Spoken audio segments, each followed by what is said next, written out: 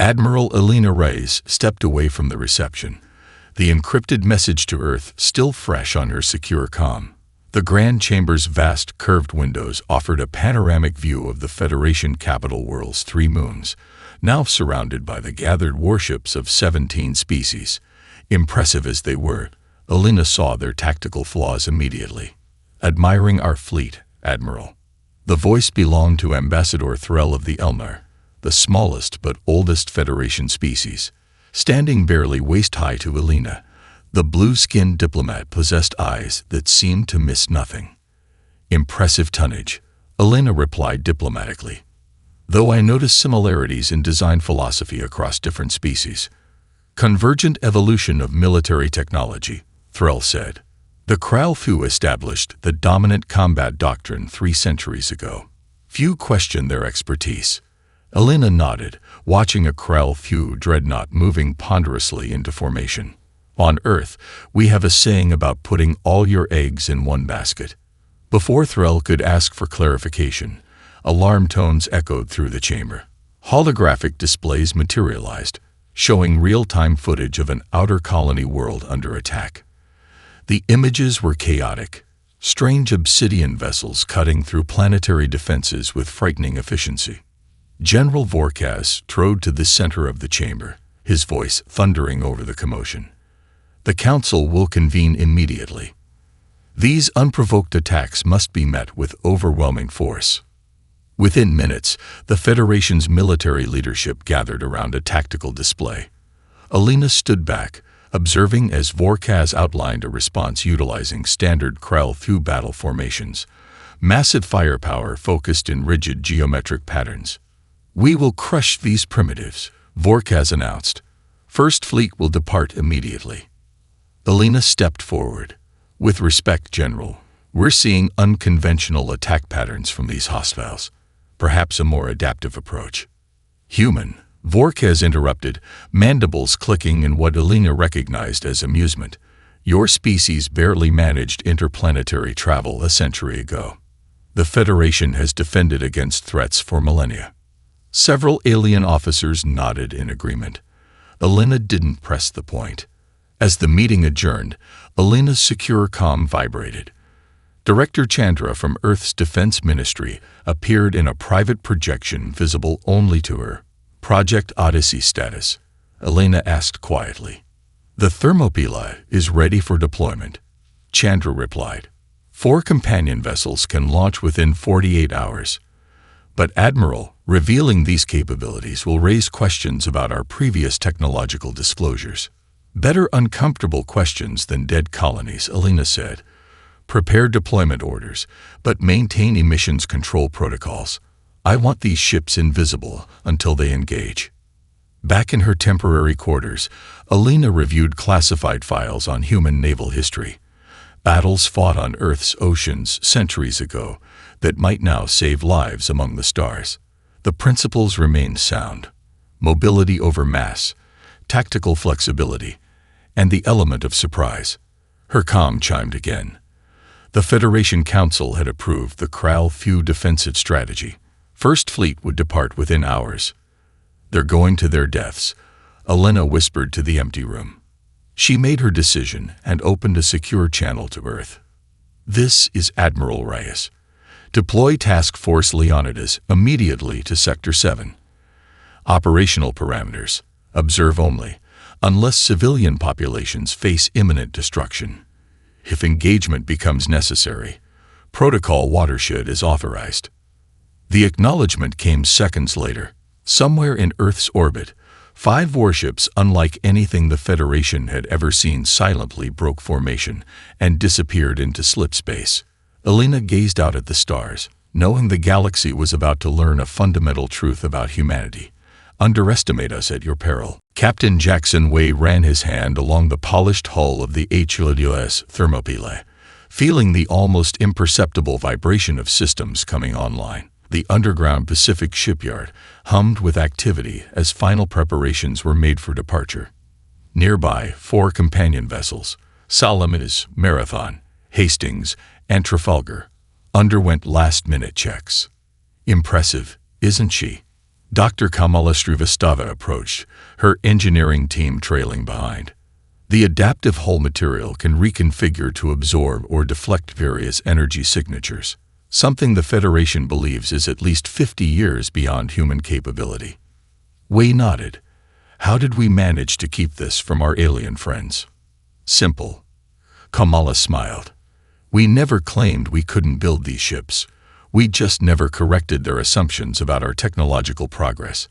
Their anthropologists suggested humans develop linearly, like most species. And we don't. Wei asked, knowing the answer. We leap. We make conceptual jumps. The Federation races perfect technologies incrementally over centuries.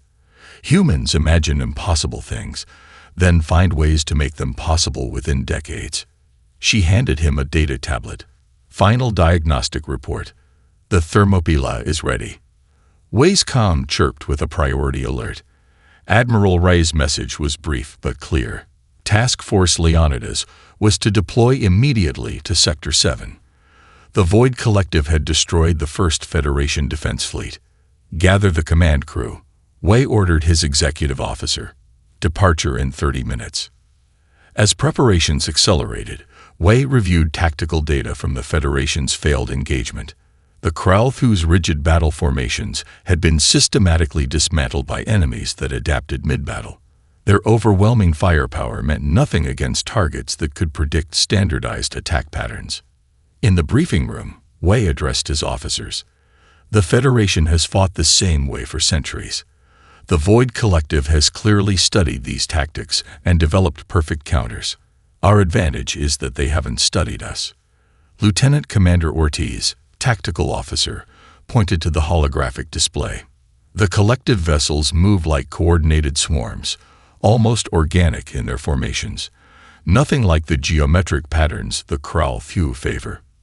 Then will be water to their fire, Wei said. Fluid, adaptive, finding paths of least resistance.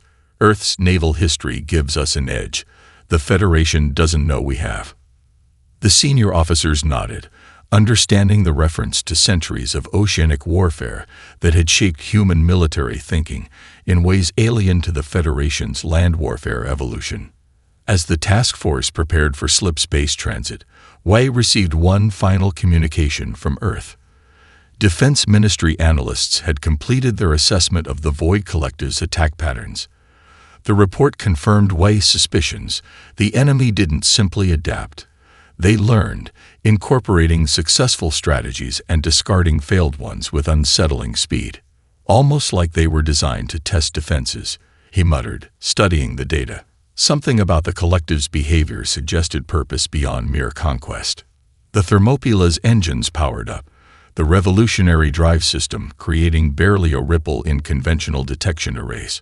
Unlike the flashy departures of Federation vessels, human ships slipped into faster-than-light travel with subtle grace, another advantage their alien counterparts didn't know about. As Task Force Leonidas disappeared from Earth's sensors, Wei addressed his crew shipwide. Our mission is observation first, intervention only if necessary. But make no mistake, we represent humanity's first military action in interstellar space. The Federation believes us primitive. Before this mission ends, they'll learn that underestimating humans is a dangerous mistake. The 5 warships accelerated toward Sector 7, where the agricultural world of Nereids would become the unexpected testing ground for humanity's approach to warfare among the stars. Governor Thaxol's webbed hands trembled as he watched the evacuation shuttles struggling to leave Nereids' atmosphere. On the holographic display, 27 obsidian vessels of the Void Collective methodically destroyed the planet's orbital defenses. The agricultural world's population of 8 million faced extinction within hours. Federation reinforcements, he asked his security chief. The nearest Kralthu battle group is 3 days away, the officer replied grimly. We're on our own. A communication specialist burst into the command center. Governor. Unknown vessels just emerged from behind Morin's moon. The tactical display shifted to show 5 ships of unfamiliar design approaching at high velocity. Their sleek profiles and unusual configuration puzzled the Neridian officers. Magnification. Facts all ordered. The lead vessel appeared in greater detail, its hull bearing unfamiliar markings. HODUS, THERMO Puala. They're human, the security chief whispered in disbelief. What are 5 human ships going to do against 27 collective vessels? On the bridge of the Thermopylae, Captain Wei studied the tactical situation. Collective vessels maintaining standard attack formation. They're not adapting yet because they haven't met resistance. Their targeting systems rely on predictive algorithms, Lieutenant Commander Ortiz reported. They expect defenders to follow Federation protocols. Wei smiled. Then let's introduce some chaos. Deploy sensor drones throughout the debris field. Salamis and Hastings, execute pattern Trafalgar, Marathon, and Trafalgar. Hold position behind the smaller moon until my signal. The human vessels broke formation, each executing maneuvers that seemed random to observers. The Thermopylae accelerated directly toward Neride's rings, diving into the dense particle field that Federation ships typically avoided due to navigation hazards. In the governor's bunker, Faxol watched in confusion. What are they doing? That's not any battle formation I recognize. The human vessels are splitting up, his aide reported. They're using the planet's rings as cover. The Void collective ships adjusted, sending a portion of their fleet to intercept. Their precision-guided missile swarms, weapons that had devastated Federation defenses, launched toward the human vessels. What happened next became the most analyzed combat footage in Federation military academies for years to come. The Thermopylae emerged from the rings trailing a cloud of particles that confused enemy targeting systems. When the collective missiles approached, instead of the standard Federation point defense grid, the human vessel deployed something entirely different. A reactive energy field that adapted to each incoming projectile, neutralizing them with surgical precision rather than overwhelming firepower. Simultaneously, the Salamis and Hastings executed a pincer movement that isolated 3 collective vessels from their support. The Marathon and Trafalgar emerged from lunar cover at precisely the right moment to catch the enemy in a crossfire. They're using the celestial bodies as tactical elements, the security chief realized. Fighting in 3 dimensions like they're in an ocean. Governor Faxol watched as the seemingly outmatched human ships forced the collective vessels to constantly readjust, breaking their swarm coordination. The humans weren't trying to overwhelm the enemy. They were disrupting their decision cycle, creating confusion through unpredictability. When the collective finally began adapting to human tactics, Wei's squadron shifted again, changing formation, velocity, and attack vectors in ways that made no sense until the results became clear. 3 enemy ships destroyed, several more damaged, and most importantly, the collective's attack on the evacuation routes disrupted. Send a message to all evacuees, Faxol ordered, hope in his voice for the first time. The path to safety is open, and send our deepest gratitude to the human vessels. He paused, watching the dance of combat continuing above his world. And add this. We will remember what Earth has done this day. Admiral Reyes stood perfectly still as the Federation Council chamber erupted into chaos. The holographic replay of the Neride's engagement had just concluded, showing 5 human vessels successfully defending against a collective force more than 5 times their size. Impossible. A Krell Few military advisor hissed. The footage must be altered. I assure you it's authentic, the Elnar representative countered. Our scientific teams have verified it thoroughly. General Vorkaz rose from his seat, towering over the assembly. One fortunate engagement proves nothing. The humans employed reckless tactics that happened to work against an enemy still analyzing Federation capabilities. Alina stepped forward, her voice calm but carrying. With respect, General, our tactics weren't reckless. They were adaptable. Captain Wei's after-action report indicates the Void collective struggles against unpredictable maneuvers and unconventional use of terrain. Terrain, in space. Vorkaz's mandibles clicked in derision. This human thinks of Void combat as if it were fought on land or sea. Precisely, Elena nodded. The difference is that we view space as a naval environment, three-dimensional with gravity wells, radiation belts, and celestial bodies all serving as tactical elements. Your doctrine treats space as an extension of land warfare, linear, formation-based, and focused on overwhelming force. The chamber grew quiet as representatives contemplated her words. The Tilani ambassador leaned forward. Admiral Reyes, are you suggesting the Federation's entire military approach is fundamentally flawed? Not flawed, Alina replied diplomatically. Simply predictable to an enemy that adapts quickly. The collective anticipates standard Federation responses because they've studied them. They haven't studied us. After heated debate, the Council reached a compromise. Joint task forces would be formed with human vessels incorporated into Federation battle groups, though relegated to support positions under Krell Fu command. Alina accepted these terms without protest, surprising many who expected her to demand more. As the Council adjourned, Ambassador Threll approached Alina. That was quite diplomatic of you, Admiral. Your ships prove superior, yet you accept a secondary role. Alina smiled.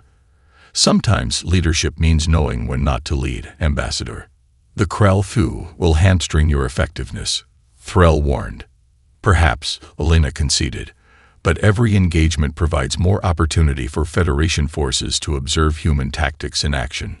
Later, in her private communication room, Alina received an encrypted transmission from Earth. The second wave of human warships had completed construction. 12 vessels featuring revolutionary gravitational manipulation drives that made them nearly undetectable to conventional sensors. Deploy them as planned, she ordered. Position near critical infrastructure but maintain full emission control. They are to remain invisible until I give the signal. Director Chandra appeared concerned. Admiral, operating independently of the Joint Command structure may violate our Federation agreements. The agreement states all deployed human military assets must be registered with Federation Command, Alina clarified.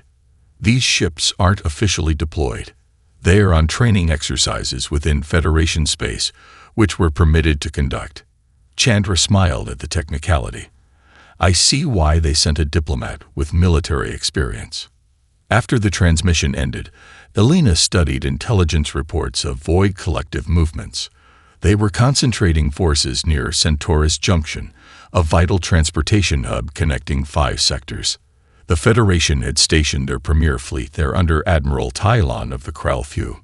Alina opened a secure channel to Captain Wei, newly promoted to command the HFY Marathon. The real test is coming, Captain. Centaurus Junction will face an overwhelming attack within days. Federation forces are deploying in standard defensive formations. And our role? Wei asked. Official orders place you in reserve position, Alina replied. But be prepared to adapt to changing circumstances. Wei understood the implicit directive. Always, Admiral. Marathon out. Centaurus Junction glittered like a jewel against the backdrop of space, its massive transit stations and orbital habitats home to millions. As the Void collective fleet emerged from multiple vectors simultaneously, Admiral Tylon of the Krell Fu activated his carefully prepared defense grid. 120 Federation warships formed a perfect geometric pattern, a textbook response to multiple approach threats. All vessels maintain formation integrity, Tylon commanded. Primary weapons target the lead elements of each approach vector. In the reserve position, Captain Wei watched from the bridge of the HFY Marathon as the battle unfolded exactly as he had predicted. The collective forces, now numbering over 200 vessels, split into irregular groups that probed the Federation's defensive formation for weaknesses. Their testing responses, Wei observed to his tactical officer. Notice how they retreat when met with concentrated fire, then attack elsewhere. They're mapping the Federation's decision tree. Within 30 minutes, the elegant Federation defense began unraveling. The collective's seemingly random attacks revealed themselves as a coordinated effort to stretch the rigid formation to its breaking point. When Tylon reinforced one sector, the enemy immediately pressed harder elsewhere. Admiral Tylon is requesting support units move to Grid Sector 14. Lieutenant Commander Ortiz reported. Wei studied the tactical display. That's exactly what the collective wants. They've created a false vulnerability to draw reinforcements. He made his decision. Signal the Thermopylae, Salamis, and Trafalgar. We're breaking formation. Wei opened a channel to other vessels in the reserve position. This is Captain Wei of the Marathon. Federation defensive formation is compromised. Any vessels willing to adopt adaptive tactics, form on my wing. We're moving to intercept the actual collective command ships hiding in the Centaurus Nebula. 7 non-Krolfu vessels immediately broke formation to join him. Wei wasn't surprised. They had all observed the effectiveness of human tactics at Nereids. Captain, Admiral Tylon is ordering us to maintain position. His communications officer warned. Acknowledge receipt of orders, Wei replied calmly. Then implement Operation Honeybee. The Marathon led its impromptu battle group toward the gas giant, Centaurus IV, appearing to retreat from the battle. Instead, they skirted the massive planet's atmosphere, using its gravitational field to accelerate while remaining shielded from enemy sensors. Deploy ray-gun drones, Wei ordered as they approached the nebula's edge. Hundreds of small, autonomous craft launched from the human vessels, their advanced sensor packages penetrating the nebula's interference. Within moments, they located what Federation scanners had missed. 3 massive collective command ships coordinating the attack. All vessels, prepare for nebula insertion. We transmitted. Maintain sensor link with your assigned ray-gun drones. They will be your eyes in this soup.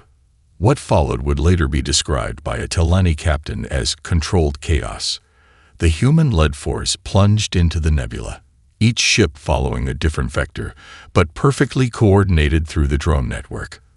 The collective command ships, accustomed to enemies that attacked in predictable formations, found themselves surrounded by vessels appearing from multiple directions simultaneously. Meanwhile, in the main battle, Admiral Tylon watched in confusion as collective attack patterns suddenly became erratic. What's happening? Their coordination is breaking down. His tactical officer highlighted a section of the nebula on the display. Unknown energy signatures in the Centaurus cloud. It appears the human vessels. They found something we missed. Tylon's mandibles clicked in surprise as the tactical situation rapidly shifted. Without their command ships providing coordination, the collective vessels began operating independently, still dangerous, but no longer functioning as a perfect hive mind. On the Marathon's bridge, Wei allowed himself a small smile as Federation forces began to regain the advantage. Sometimes the decisive blow isn't where everyone is looking, he told his crew. Now let's finish this and show the Federation there's more than one way to win a battle. Admiral Elena Reyes stood at the center of the Federation Council chamber, surrounded by holographic displays showing detailed schematics of Earth's warship designs. Representatives from 17 species leaned forward, their expressions ranging from awe to disbelief to thinly veiled anger. What you're seeing is no longer classified, Elena explained, gesturing to the rotating model of the HFY Odyssey. This vessel incorporates gravitational manipulation technology that allows for dimensional phase shifting, what we call the shadow drive. Impossible, muttered a Krolfu scientist. Such technology violates multiple laws of physics.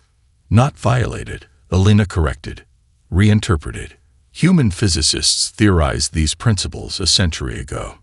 We've spent the intervening decades making theory into reality. General Vorkaz rose from his seat, his massive frame vibrating with barely contained fury. You have deliberately concealed military capabilities from your Federation allies. This is a breach of trust that cannot be tolerated. The Elnar representative's calm voice cut through the tension. Need I remind the Council that the Krolfu development of quantum torpedoes remained classified for 47 years after their creation? Every species protects its technological advantages. Elena nodded gratefully to the diminutive alien before addressing the Council again. Earth did not join the Federation to dominate it, but to contribute alongside our galactic neighbors. The Void Collective threatens us all equally. Our technology and tactics have proven effective against this shared enemy. The Talani ambassador, whose vessels had fought alongside Captain Wei at Centaurus Junction, stood. My ship's sensor logs confirm everything Admiral Rice presents. Without human intervention, we would have lost the junction and the 5 sectors it connects. Traditional doctrine failed. Human adaptability succeeded. Murmurs spread through the chamber as representatives conferred with their advisors. One by one, species that had previously deferred to Krell Thu military leadership began voicing support for human tactical doctrine. Vorkaz slammed his armored fist against the podium. This is madness. Millennia of established combat protocols cannot be discarded based on a handful of engagements. Not discarded, Elena clarified. Evolved. We propose integration, not replacement. Human adaptability combined with Krell Thu firepower would be formidable. The council chair called for order as debate intensified. After hours of deliberation, a vote was held. The result shocked even Elena. 12 species formally requested human leadership for the combined defense forces, with 3 abstaining and only the Krell Thu and their closest allies opposing. As Vorkaz and his delegation stormed from the chamber, threatening to withdraw their forces entirely, Elena felt a moment of regret. She had hoped to avoid this outcome. The council chair approached her. Admiral Rice, the Federation formally requests Earth to assume operational command of our combined defense initiative. This is unprecedented, but these are unprecedented times. Elena accepted with appropriate gravity, knowing the responsibility this placed on humanity. As the session concluded, she received an urgent communication from Earth Defense Command. Multiple Void Collective fleets have been detected on approach vectors to 12 key systems, including Earth itself. It seems they'd recognize the threat we pose, Elena told her staff as they rushed to the command center. They're striking everywhere at once to stretch our resources. The tactical display showed hundreds of collective vessels converging across Federation space in a coordinated offensive, unlike anything previously encountered. Several Krell Thu commanders, ignoring their government's withdrawal orders, had already signaled their willingness to serve under human direction. We need to coordinate a response across 17 worlds with different technologies, tactical doctrines, and command structures, her chief of staff said, the enormity of the task evident in his voice. Elena studied the incoming attack patterns, recognizing the elegant brutality of the enemy's strategy. Then it's fortunate humans excel at improvisation, she replied. Signal the HFY Odyssey to prepare for immediate deployment. It's time to show the collective and the Federation what humanity is truly capable of. The combined Federation Command Center hummed with activity unlike anything seen in its centuries of existence. Where once stood rigid hierarchical structures, now flowed dynamic teams of mixed species working in patterns that would have been unthinkable months earlier. Admiral Reyes moved between holographic displays, conferring with commanders from a dozen worlds. The collective has adapted to our individual tactics, she explained. Now we change the game entirely. Task Force Sigma will implement Wolfpack formations here and here, while Battle Group Orion uses carrier operations to extend our sensor envelope beyond what they expect. On the massive tactical display, hundreds of Federation vessels regrouped into formations that confused even veteran alien officers. Some ships operated alone, others in small, agile groups that constantly reformed based on evolving conditions. This violates every principle of unified command, an elder Tilani captain observed, watching with fascination. That's precisely the point, Captain Wei replied from his position at the tactical table. We're creating a defense the collective can't predict because it doesn't follow any established pattern. In orbit above the embattled colony world Proxima II, the HFY Odyssey demonstrated the revolutionary shadow drive for the first time in full combat. The massive vessel, nearly twice the size of a Krell Thu dreadnought, rippled with energy before seemingly dissolving from reality. It reappeared moments later behind the collective formation, weapons already firing at the exposed rear of enemy vessels that had no time to reorient their shields. Federation scientists embedded aboard human vessels struggled to comprehend technologies their own civilizations had deemed theoretical. Chief Scientist Mevlora of the Elnart studied sensor readings of the shadow drive with stunned disbelief. "Your phase transition occurs at a quantum level I wouldn't have thought possible to maintain in an object this size," she told Lieutenant Commander Ortiz. "How did humans solve the coherence problem?" Ortiz smiled. "We approached it differently. Instead of trying to phase the entire ship simultaneously, we developed sequential transitioning. Each section of the vessel phases in a precisely timed sequence that maintains overall structural integrity. But that would require computational capabilities beyond anything." Mevlora stopped, realization dawning. "You created an entirely new form of mathematics to solve this, didn't you?" "Several, actually," Ortiz confirmed. "Our history is filled with developing new mathematical frameworks when existing ones couldn't solve our problems." Across Federation space, human officers trained alien crews in concepts that upended millennia of military doctrine.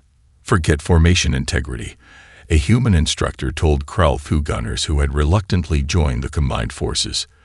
"Think in terms of mutual support without predictability. Your greatest weapon isn't your firepower.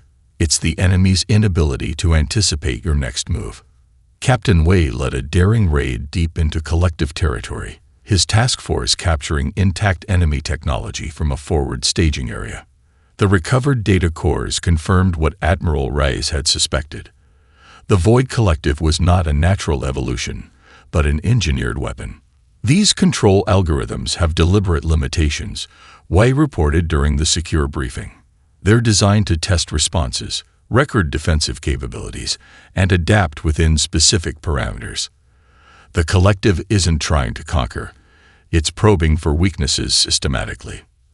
"A test run," Rice concluded grimly. "But for what? And created by whom?"